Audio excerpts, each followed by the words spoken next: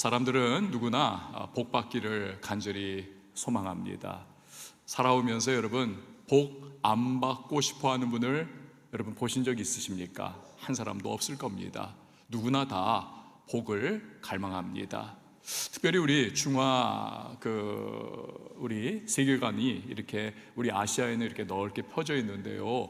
그래서 우리는 이 한자로 복복자를 이불도 그렇고 상해도 그렇고 또 수저에도 그렇고 여기저기에다 우리는 써붙이는 그러한 전통과 습관을 가지고 살고 있었습니다. 그만큼 우리는요, 복을 간절히 소원한다라는 거죠. 크리스천들은 다를까요?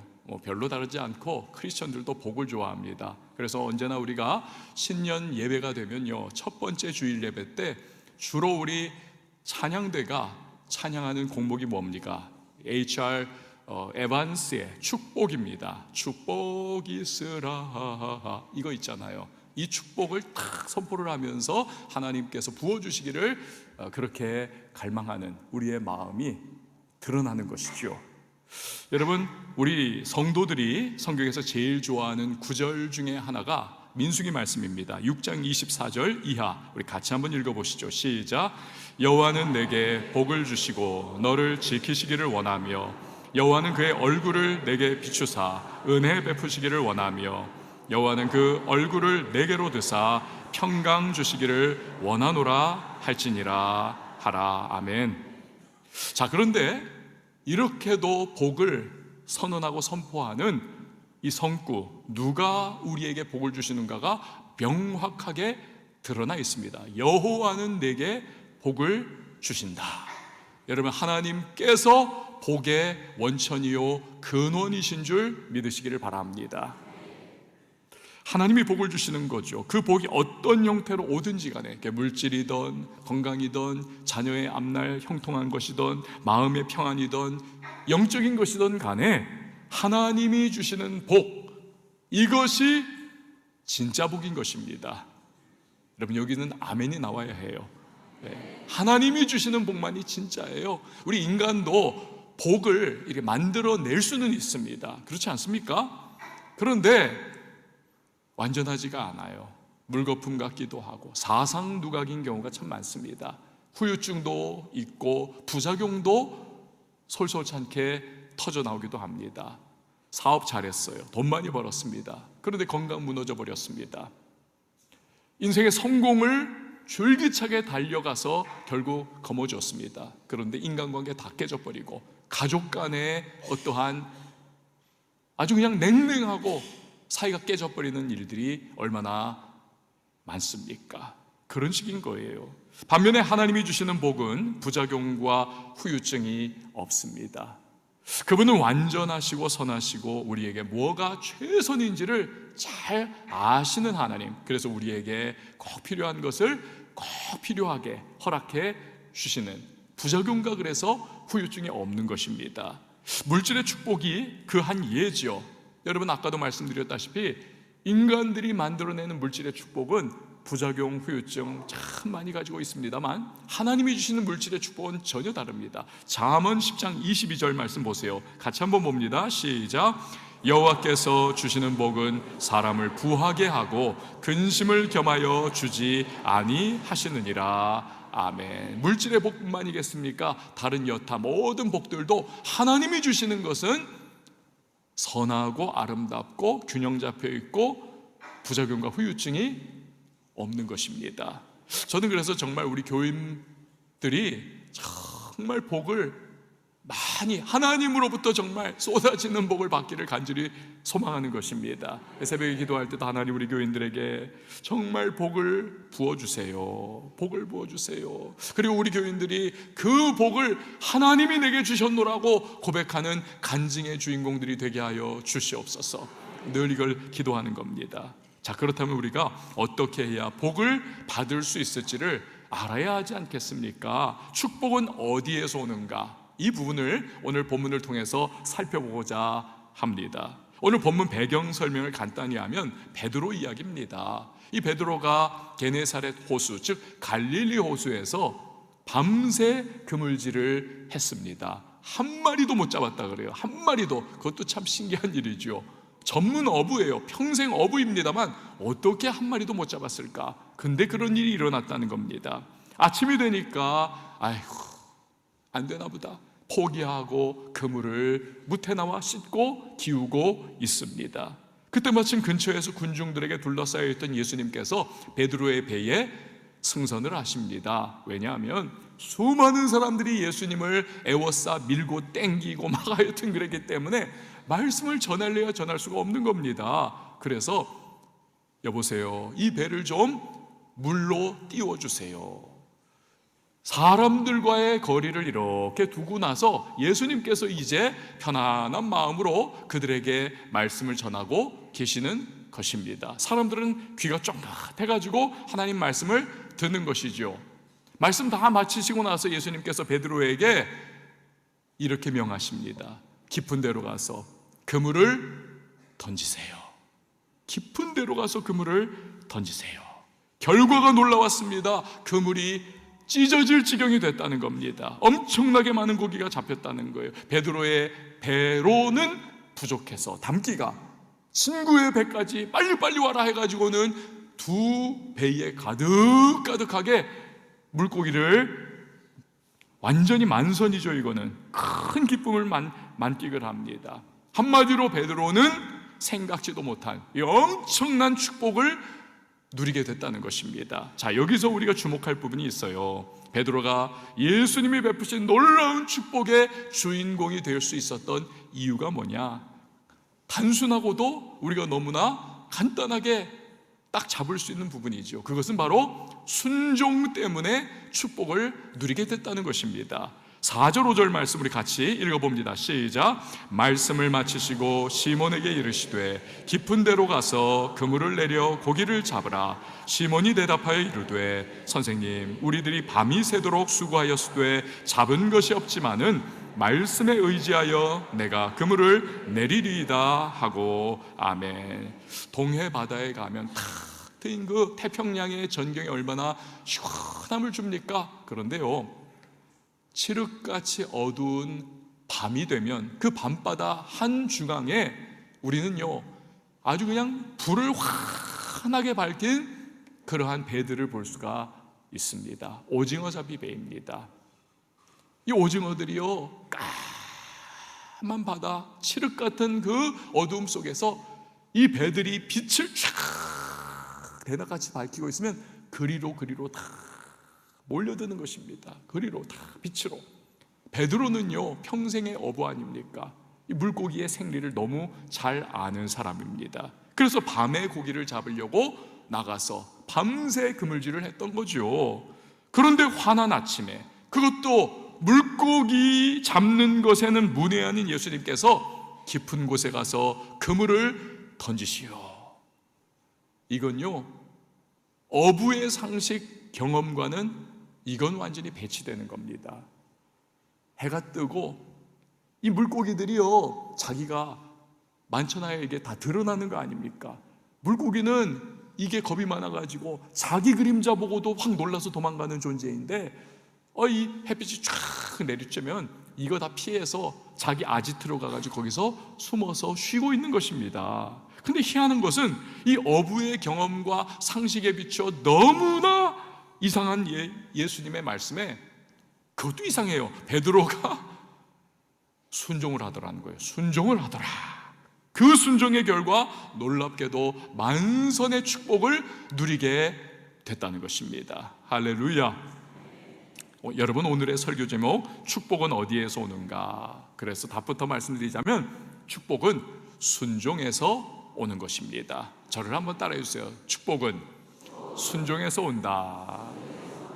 왜 순종이 축복의 직접적인 통로가 될까요? 이 순종이라고 하는 것은요 어떤 행위 이전에 신뢰를 의미하고 있기 때문에 그렇습니다. 이런 겁니다. 어린아이가 엄마 아빠를 참 신뢰를 합니다. 우리 엄마 아빠는 나를 너무너무 사랑해, 나를 끔찍이 아껴. 이게 신뢰로 딱 아이의 마음속에 있으면은 엄마 아빠가 뭔가 일을 시켜요. 이렇게 해라. 이 어린아이의 작은 경험과 논리와 어떠한 이해로는 이게 받아들여지기가 참 어렵습니다. 왜 이럴까? 왜 나한테 이렇게 하라 그럴까? 그런데 신뢰가 마음속에 딱 있어요. 우리 엄마 아빠는 나를 사랑해, 끔찍이 아껴. 그러면 순종하는 겁니다. 이해가 안 돼도, 논리적으로 이게 납득이 안 돼도 따라하게 되어 있습니다. 반면에 엄마 아빠에 대한 신뢰가 없어요. 우리 엄마 아빠가 정말 나를 사랑하는 걸까? 그런 것 같기도 하고 아닌 것 같기도 하고. 이래버리면요, 여러분, 이 아이가 이해가 될 때는 순종을 합니다만 이해가 안 돼요. 그럼 순종을 못하는 것입니다. 할 수가 없는 거죠. 이처럼 순종은 신뢰와 직결되는 것입니다. 아이가 엄마 아빠를 신뢰해서 순종하면 엄마 아빠는 어떻습니까? 너무너무 기쁜 거 아닙니까? 여러분 경험해 보셨잖아요. 야, 우리 아이가 정말 저 작은 아이가 이해도 안 되고 이런 거 해본 적도 없는데 그래도 엄마 아빠가 이야기하니까 순종을 하는구나. 이 마음이 가슴 벅차서 그 아이에게 뭐든지 다 해주려고 하는 겁니다. 순종의 발걸음을 뗀 그 아이가 순종을 완성할 수 있도록 힘도 주고 격려도 해주고 뒤에서 안 보이게 도와도 주고 그렇게 하는 거 아니겠습니까? 하나님도 바로 그런 마음이죠. 그분의 뜻대로 이해와 납득이 안 될 때가 있습니다. 여러분, 전지전능하신 하나님, 일의 시작과 끝을 한 시각으로 통찰하시는 이러한 하나님을 우리가 다 이해를 한다, 그분의 뜻을 다 안다, 말이 안 되는 겁니다. 그러면 하나님은 하나님이 아니세요. 하지만 하나님은 나를 사랑하신다. 심지어 독생자 예수 그리스도까지 나 위하여 보내주셨다. 그만큼 나를 사랑하신 하나님을 우리가 신뢰하면서 그래서 순종한다면 여러분, 하나님께서 얼마나 기뻐하시겠습니까? 한마디로 순종은 하나님을 하나님으로 대접을 해드리는 것입니다. 그러니 하나님께서 순종하는 자에게 복을 안 주실 수가 없는 거예요. 반드시 주시는 줄 믿으시기를 바랍니다. 여러분, 이번에 우리는 지금 폭염을 경험을 하고 있습니다. 오늘도 제가 예배당 들어오기 전에 바깥 온도가 어떤가 36도였습니다. 그런데 폭염뿐입니까? 폭우도 내렸었습니다. 여러 사람이 죽음을 당했고 정말 그냥 재산상의 손실도 어마어마하게 그렇게 났던 그러한 폭우였습니다. 그런데요, 전국에서 하여튼 폭우로 인한 피해가 많았는데 경상남도 산청이라고 하는 산청군도 그 중에 한 곳이었습니다. 그런데 여기에 이제 축사가 또 많은가 봐요. 그 축사가 그냥 폭우에 휩쓸려오면서 소들이 물에 막 떠내려갔나 봅니다.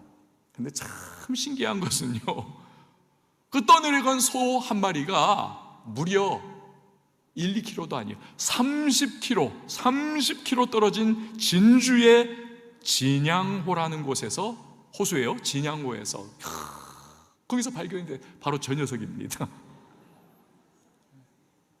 몇 킬로요? 30km. 여러분, 우생마사라고 하는 말 있지 않습니까? 여러분, 제가 말씀드린 바가 있는데, 우생, 폭우에 막 휩쓸리면 소는 산다, 마사, 말은 죽는다는 겁니다. 왜 말은 죽습니까?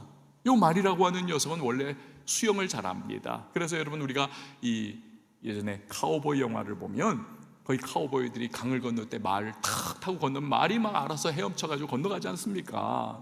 그만큼 수영을 잘하는데, 그러다 보니 이것이 자신이 있어요. 폭우가 막 그냥 굉음을 내고 빠른 유속으로 막 휩쓸고 내려갔는데도, 휩쓸려 가면서도 나는 여기를 반드시 통과해서 저쪽 무트로 갈 수 있어. 막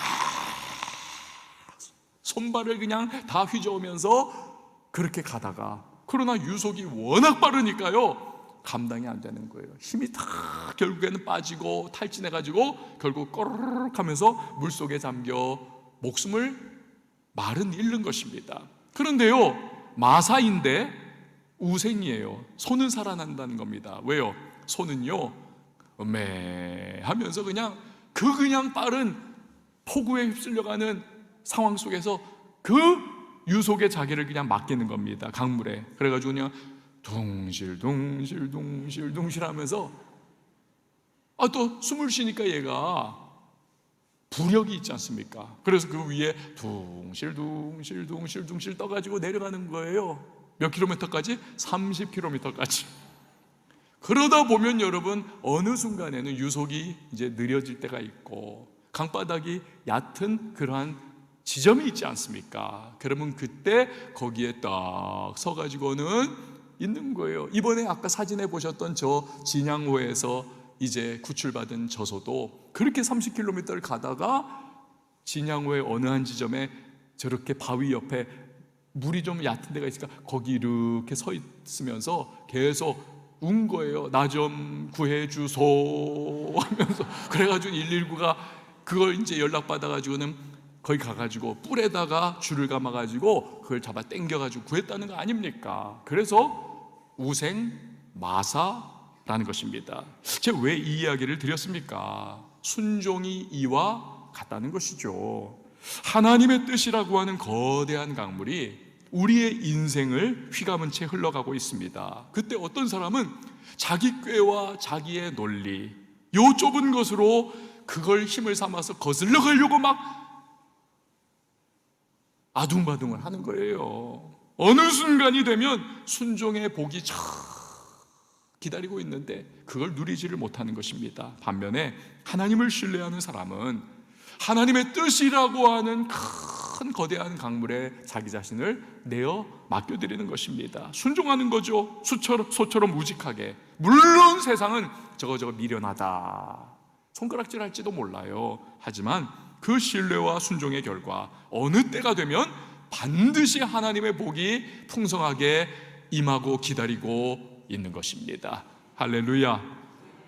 아유 목사님, 저는 순종했는데 왜 나에게 복이 임하지 않습니까? 이렇게까지 하는데 왜 오히려 더 어려움만 찾아옵니까? 답은 간단합니다. 그것은 30km까지 기다려야 합니다.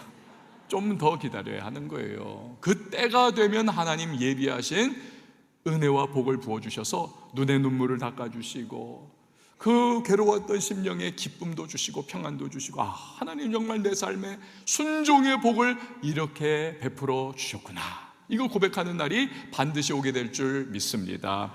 근데 우리가 한 가지 놓치지 말아야 할 것이 있습니다. 순종은 반드시 말씀에 입각한 순종이어야 한다는 것입니다. 저를 한번 따라해 주십시오. 순종은 반드시 말씀에 입각해야 한다. 오늘 본문에서 베드로가 그렇지 않습니까? 예수님에 대해 떠도는 풍문에 의하여 또는 자기 생각에 의하여, 요거 예수님이 이렇게 하면 좋아하시겠지, 그래서 순종한 것이 아닙니다. 철저하게 예수님의 말씀, 깊은 데로 가서 그물을 내려 고기를 잡으시오, 이 주님의 명백한 말씀을 딱 근거로 해서 그가 순종을 하더라는 것입니다. 어떤 교회는요, 자기는 열심히 신앙생활 한다고 하는데 가만히 보면 아니올 시다입니다. 자기 생각대로 신앙생활 하는 거예요. 자기 성격, 자기 생각, 자기의 기호와 자기의 판단, 자기 삶의 패턴을 따라 신앙생활을 합니다. 그러니 그 순종도 사실은 제대로 된 것이 아닙니다. 그냥 자기 판단과 기준 따라서 하고는 나는 순종했어, 착각을 하는 것이죠. 사랑하는 여러분, 우리는 성경 말씀에 입각해서 순종해야 할 줄 믿습니다. 이게 우리가 성경을 잘 알아야 하는 이유인 것입니다. 성경을 잘 알아야 하는 이유가 거기 있어요. 자꾸 성경 읽고 묵상하고 듣고 암송하고, 이게 필요한 겁니다. 그래서 기독교를 말씀의 종교다라고 그렇게 지칭을 하기도 하는 것입니다. 몇 년 전에 미국에서 있었던 일이에요. 한 인도계 미국인이 편의점을 운영을 했습니다. 근데 어느 날 이 편의점에 자주 오는 단골 손님이 거기서 이제 복권을 산 거예요. 그래서 그 복권을 이렇게 긁으면서 번호가 이제 맞는지 이렇게 보다가 뭐 너무 바빠서 그랬는지 아니면은 뭐 그냥 이게 되겠나 해가지고 그냥 그 생각이 들었는지 그냥 쓰레기통에 던져놓고 가버렸답니다. 근데 한 열흘쯤 지나가지고 이 편의점 주인의 아들이 그 쓰레기통에서 그 긁다가만 복권을 발견을 한 거예요. 그게 눈에 들어온 겁니다. 그래가지고 그냥 장난삼아, 내가 그냥 손님이 다 안 긁고 간 것 같으니까 내가 마지막까지 긁어봐야지 해가지고 긁었는데 이게 당첨이 된 거예요. 얼마에 당첨됐냐면 $1,000,000, 우리 돈으로 14억 원에 당첨이 된 겁니다. 여러분, 그 극다감한 그 돈 내고 그거 샀던 그 사람은 얼마나 이게 정말 알면 이건 난리가 나는 거 아니겠습니까? 근데 이제 편의점 주인 내외와 그 아들이 그날부터 고민에 빠졌어요. 야, 이거 그냥 우리가 눈 딱 감고 입 딱 닫고만 있으면 14억 원, 100만 달러가 우리 돈이 되는데, 그렇지만 이걸 돈 주고 샀던 그 단골 손님은 이 사실을 모르는데, 그리고 이건 엄연히 그분의 소유이기도 한데, 이거를 어떻게 할 것인가 고민을 많이 했다는 거예요.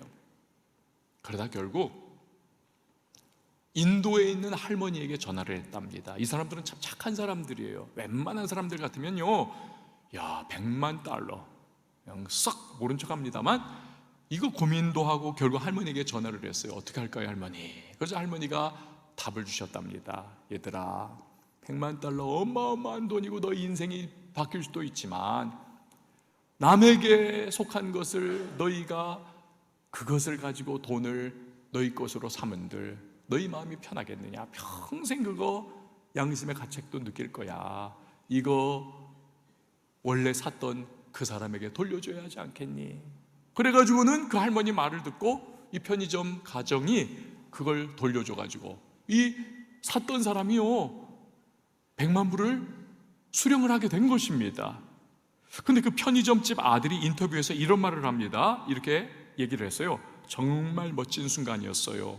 손님이 행복해하는 모습을 보니 굉장히 기뻤고 내가 옳은 일을 했다는 것을 알았어요. 누군가 가져야 할 돈을 내가 갖는 것은 옳은 게 아니지요. 돈이 인생의 전부는 아니니까요.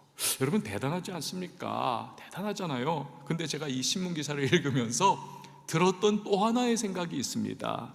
아하, 이 편의점 가족은 정말 100만 달러라고 하는 14억 원이라고 하는 인생을 완전히 새롭게 할 수 있고 그냥 평생을 편하게 먹고 살 수 있는 이 돈을 딱 in my pocket 할 수 있는 그런 기회가 주어졌음에도 불구하고 할머니 말을 순종하여 그걸 포기했지.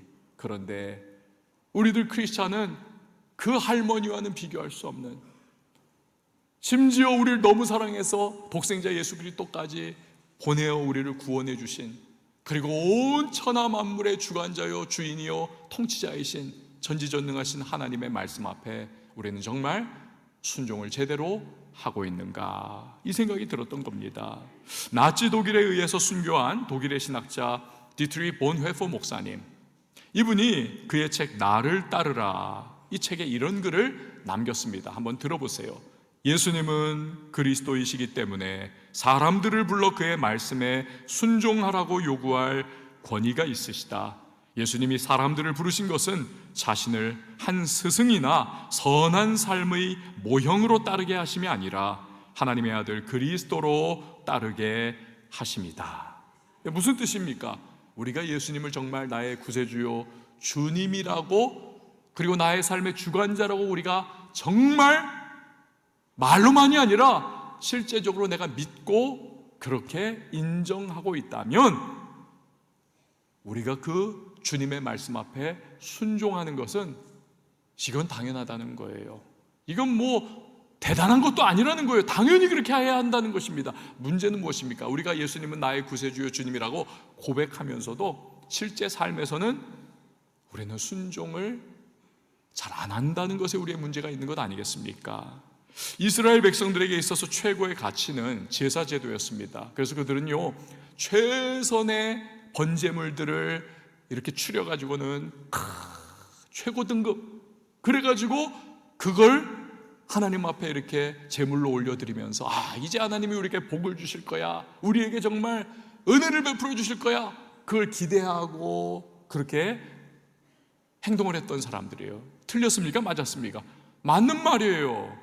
정말 하나님도 그렇게 하라고 말씀하시지 않았습니까? 그런데 사무엘 선지자를 통해서 하나님께서 사울 왕에게 그렇게도 최고한 가치를 두고 있던 제사보다 더 귀한 것이 있다, 하나님을 기뻐하시는 것이 있다 라고 하신 부분이 있습니다. 무엇입니까? 순종이죠. 순종. 사무엘상 15장 22절 우리 같이 읽어봅니다. 시작. 사무엘이 이르되 여호와께서 번제와 다른 제사를 그의 목소리를 청종하는 것을 좋아하심같이 좋아하시겠나이까. 순종이 제사보다 낫고 듣는 것이 순양의 기름보다 나으니. 아멘. 사랑하는 여러분, 하나님의 말씀이라면 우리 절대 신뢰하며 순종하는 저와 여러분이 되실 수 있기를 바랍니다. 그러면 왜 하나님께서 우리에게 복을 주시지 않으시겠습니까? 반드시 주시는 겁니다. 아브라함 보세요. 눈에 넣어도 아프지 않을 아들 이삭을 하나님께서 번제로 드리라고 말씀을 하셨습니다. 여러분, 이건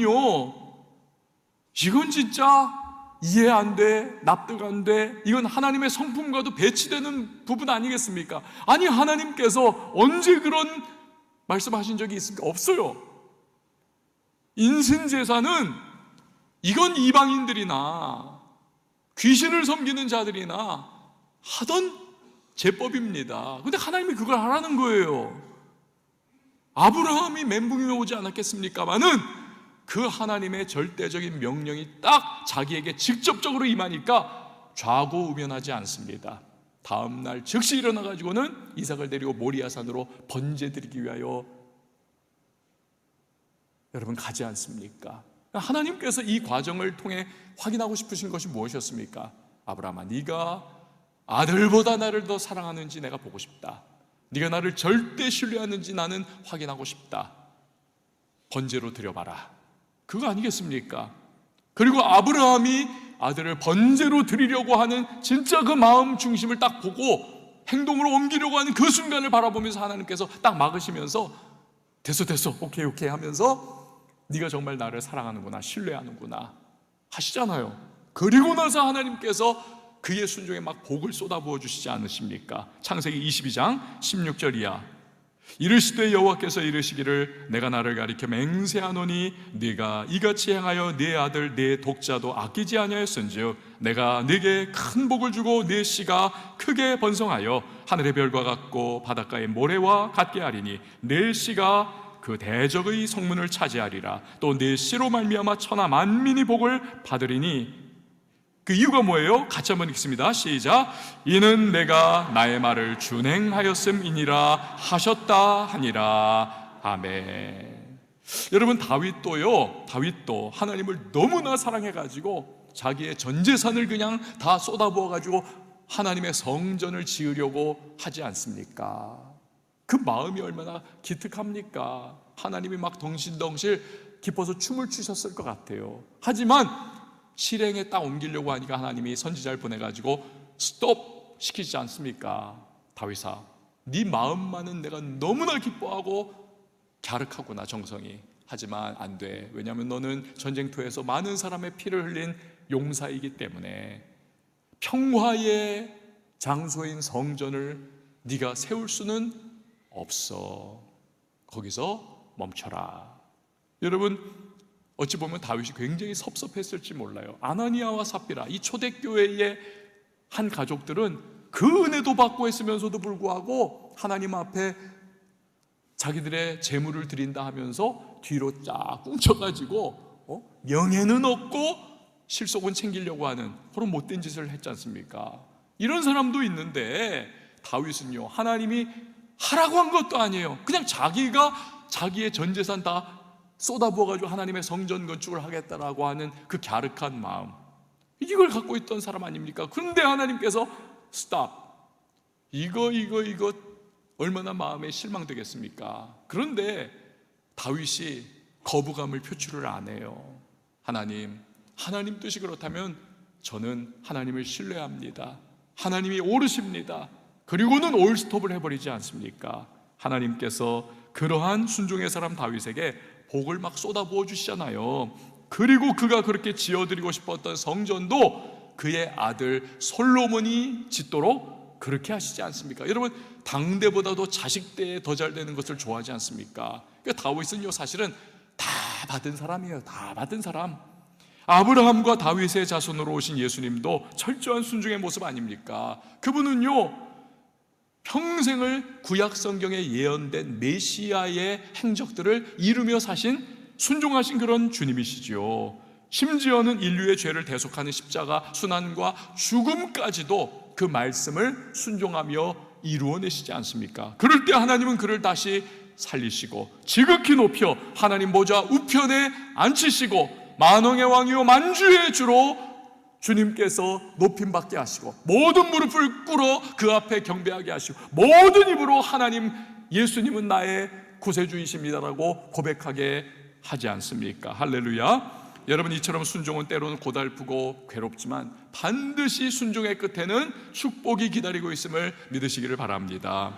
자, 그런데요, 하나님이 주시는 축복은 나만 누리는 것이냐? 그렇지 않습니다.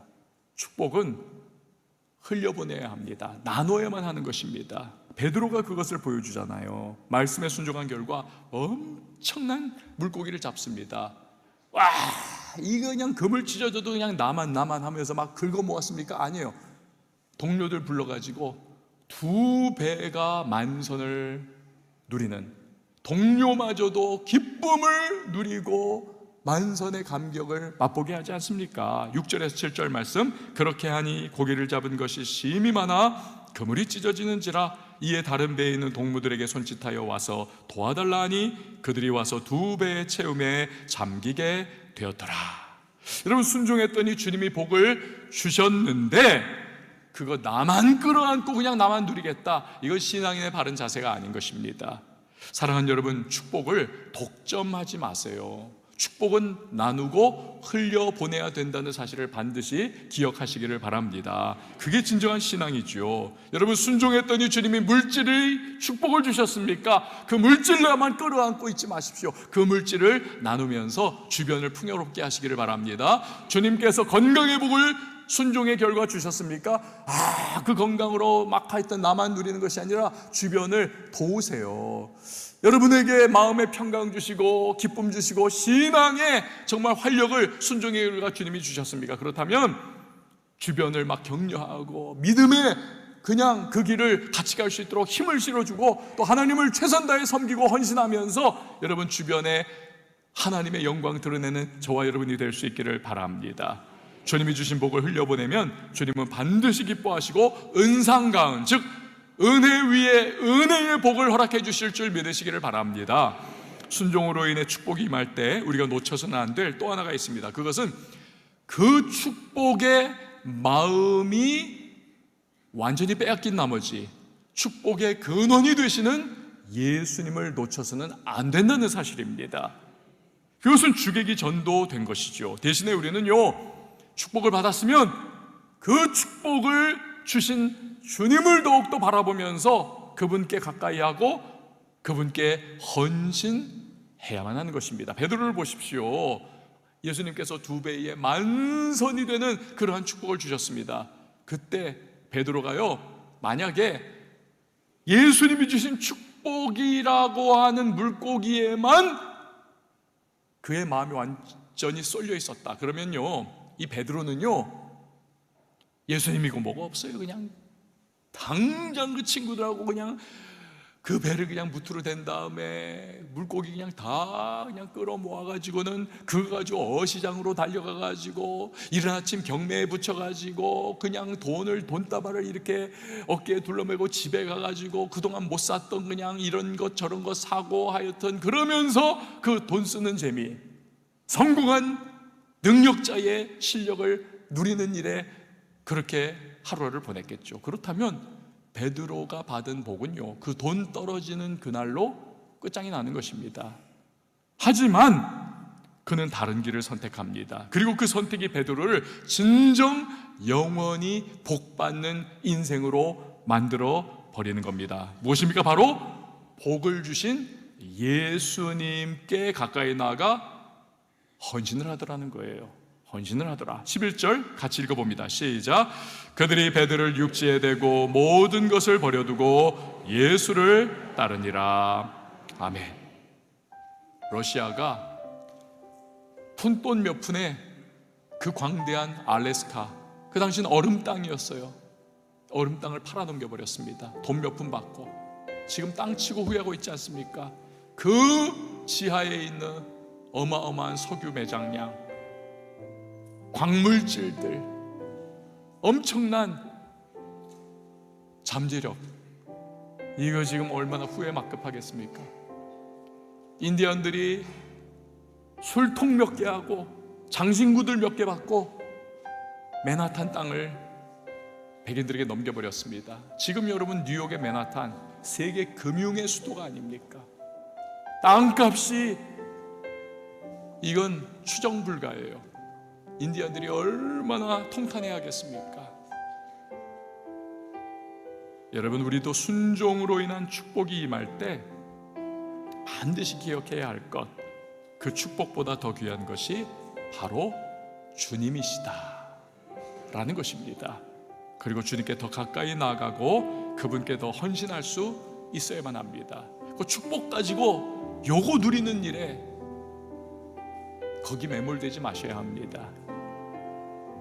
여러분, 순종의 끝은 헌신으로 귀결되어야만 하는 것입니다. 그럴 때 우리의 순종은 영원한 축복과 연결되는 다리가 되는 것입니다. 오늘 우리가 함께 찬양할 텐데요, 이 찬양의 가사에 오늘 말씀들이 다 녹아 있습니다.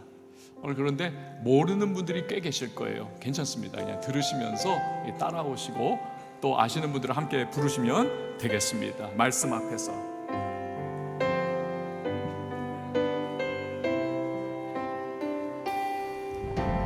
말씀 앞에서 경외함으로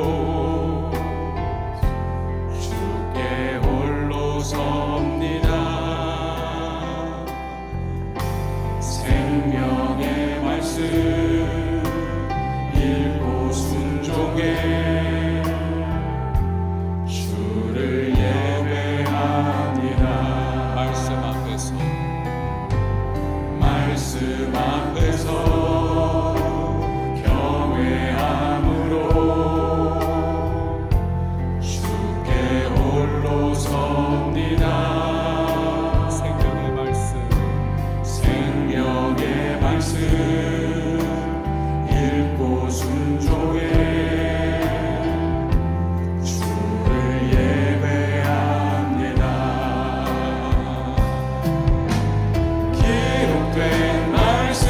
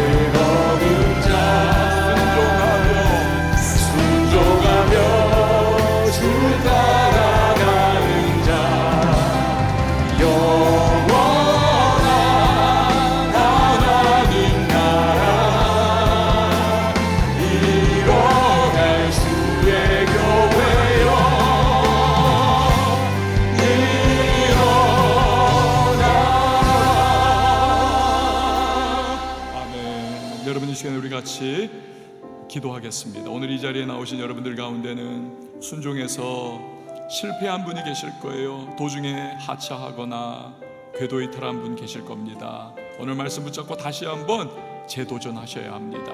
순종에 주님의 말씀을 받은 분이 또 이 자리에 계실 거예요. 그런데 그 길이 너무나 좁아 보이고 멀어 보이고 힘겨워 보여서 주저주저하는 누군가가 오늘 또 계실 겁니다. 하나님의 선하심과 사랑, 그의 완전하심을 인정하시고 여러분 믿으셔야 합니다. 신뢰하십시오. 그러면 순종할 수 있습니다. 마귀가 도전해오고 내 마음 생각들이 자꾸 고개를 돌이깨질을 하고 여러 가지 사람들의 말들이 그거 되겠냐, 우리의 마음을 약하게 끌어내리려 할 때 여러분 순종을 결단하십시오. 반드시 하나님께서는 우리의 삶의 복을 허락해 주십니다. 그것은 나만을 위한 것이 아닙니다. 주변에 흘려보내야 하는 것이고 또 그 순종을 통하여 내가 받은 축복이 혹시나 있다면 거기에 여러분 마음 완전히 뺏겨서 주님 놓치는 일은 또 없어야 되겠습니다. 그 순종의 축복 통하여 더 주님 기뻐하시는 모습으로 살아갈 수 있도록 주여 도와달라고 이 시간 말씀 붙잡고 우리 주여 한번 외치고 기도하도록 하겠습니다. 주여, 하나님 아버지 감사드립니다. 전도하신 주님의 말씀을 우리에게 주어졌습니다. 말씀 붙잡고 믿음으로 바라보는 하나님의 사람들의 세상의 물결을 이끌리며 사업을 도와 함께 누구를 자게 되는 순간이라고 말씀을 하고 여전히 주님 앞에 그 물결에 맡기며 주님 앞에 순종하는 대신 여전히 내가 무엇을 하려고 생각하고 있습니다. 이 시간에 주님께 오늘을 향하게 하여 주시옵소서. 내가 의사고 내가 붙잡고 내가 준비하다고 생각했던 그것이 아니라 하나님께서 내게 말씀하시고 주님께서 내게 양심해 주시면서 하나님께서 내 마음에 주시는 주님의 감동 가운데 언제나 순종하러 나가게 하여 주시옵소서. 그래야 세상의 물결 가운데 주님의 은혜를 사랑하고 하나님 앞에 또한 축복된 인생을 살아가는 주님의 수를 주님 앞에 하여 주시옵소서. 주님 앞에 모든 소들의 삶 가운데 이런 축복이 함께 일어나며 주님께 순종하는 소들이 될 수 있도록 주님 함께 하여 주시옵소서. 하나님 아버지, 주님의 순종의 말씀이 우리에게 다가올 때 기꺼이 아멘하며 순종하고 또한 그로 인하여 하나님이 베푸시는 놀라운 은혜를 우리 누리며 간증하는 은총의 주인공들 다 되게 하여 주시옵소서. 때로는 낙오하고 주저하는 상황 속에 있는 누군가 계시다면 오늘 말씀 붙잡고 다시 한번 믿음의 길, 순종의 길을 걸어가는 귀한 결단 있게 하여 주시옵소서. 예수님의 이름으로 기도합니다. 아멘.